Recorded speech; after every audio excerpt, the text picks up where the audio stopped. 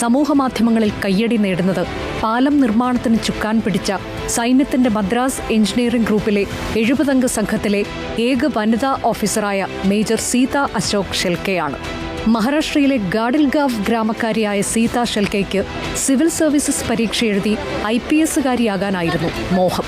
പക്ഷേ അതിൽ പരാജയപ്പെട്ടതിനെ തുടർന്നാണ് സൈന്യത്തിൽ ചേരാൻ തീരുമാനിച്ചത്.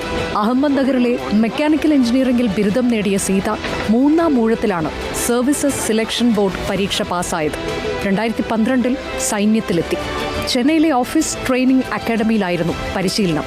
അഭിഭാഷകനായ അച്ഛൻ കുടുംബത്തിന്റെയും പൂർണ്ണ പിന്തുണയോടെയായിരുന്നു സൈന്യത്തിലേക്കുള്ള സീതയുടെ വരവ്.